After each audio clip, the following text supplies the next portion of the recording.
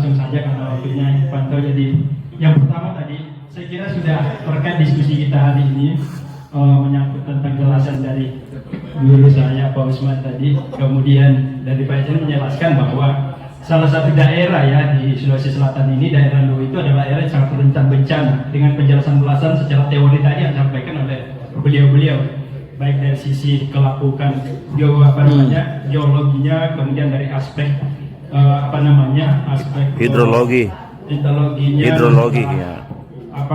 hujan dan sebagainya.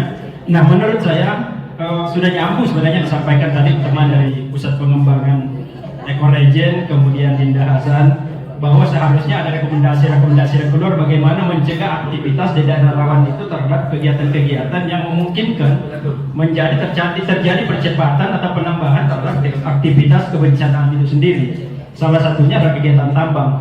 Kenapa ini menjadi hal yang sangat penting saya sampaikan? Saya dari Latimojong Pak, asli dari sana. Nanti setelah sekolah di SMP baru tahu namanya ada mobil. Karena dulu di atas itu nggak ada mobil di atas. Di daerah ada kendaraan, orang jalan kaki. Jadi saya jalan kaki tapi syukur-syukur bisa masuk hotel seperti itu. Di gunung juga Pak. Itu daerah saya. Yang saya ingin sampaikan gini Pak. Saya sekedar menggambarkan kenapa apa yang disampaikan Bapak-Bapak tadi tentang teori itu. Kenapa terjadi bencana yang besar kemarin di Riau itu, karena ya udah benar, tambahan aktivitas itulah yang menjadi penyebabnya. Selanjutnya kemarin tambang MDA Mas Bindo di daerah Latimojong itu, desa Baru dan Latimojong itu yang mendapatkan WIP 14.000, kurang lebih 14.000 hektar itu, 3.000 lebih tadinya itu apa wilayah itu daerah hutan lindung. Yang kemudian setelah keluarnya WIP itu hutan lindung itu digeser ke atas, 3.000 lebih itu menjadi bagian dari bagian yang masuk ke dalam wilayah itu. Bagian lainnya itu adalah sebagian besar adalah kebun, kemudian sawah dan pemukiman. Kemudian karena kebun-kebunnya diambil alih oleh tambang, masyarakat mau tidak mau bisa tetap hidup berkebun, terpaksa harus menebang pohon-pohon, hutan-hutan yang tadinya bagi mereka itu daerah yang sangat tabu mereka sebenarnya untuk menggarap, tabu mereka untuk memotong pohon-pohon yang ada di situ. Tapi karena kan di sosiologi kita tahu bahwa tekanan terhadap aktivitas itu kan menyebabkan tekanan yang besar kepada lingkungan. Nah, itu yang terjadi di daerah situ. Mereka mau tidak mau untuk bisa tetap hidup mendapatkan kebun, yang mereka mencari lahan baru yang tadinya tidak boleh aktivitas ada di situ gitu. Nah, inilah sebenarnya salah satu saya kira penyebab kemarin terjadi banjir besar yang terjadi di Kabupaten Luwu itu.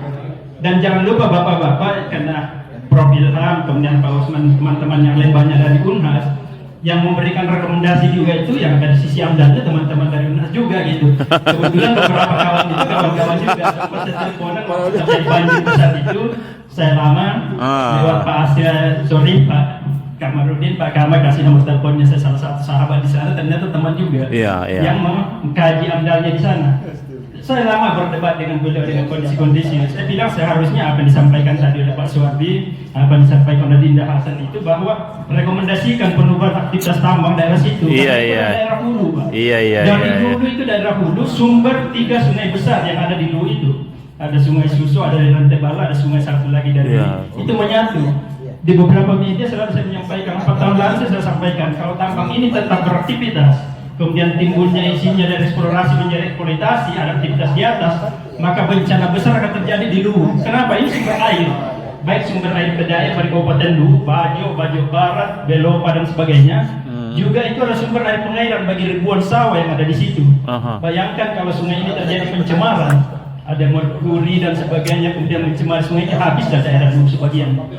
Akan habislah kondisinya, pertaniannya, kemudian sumber air bakunya akan menjadi persoalan. Karena itu sumbernya dari situ, nggak ada lain sumbernya, itu daerah hulu. Sumber namanya daerah situ namanya Hulu Salu, Pak. Hulu Salu itu dari bahasa kampung namanya kepala sungai. Sungai itu dari Sampo itu Salu. Di sebelahnya itu Huluai yang mereka, kepala sungai, kepala air. Jadi itu perbatasan di sebelah itu. Jadi ini di beberapa media dan sebagainya. Kemarin saya sempat Prof. Ilmar kemarin memberi komentar terkait penyitaan tambang di atas itu, saya sempat merespon di media tentang pernyataan Prof. Ilmar itu bahwa tidak terjadi itu semuanya, tapi ini nggak perlu karena saya sempat kantor di terkait persoalan itu.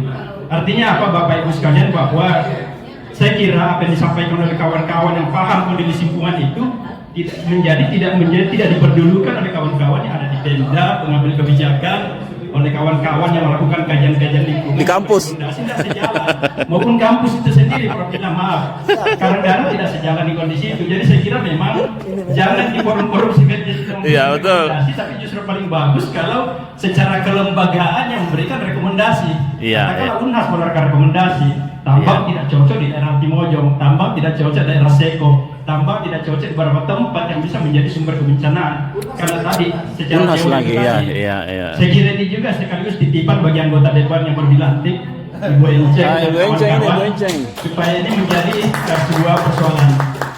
Dan saat itu saya apresiasi ketua saya Pak, Ketua Kerukunan Keluarga Lurah yang kemarin sudah memberi rekomendasi di media sangat keras, menyampaikan bahwa cabut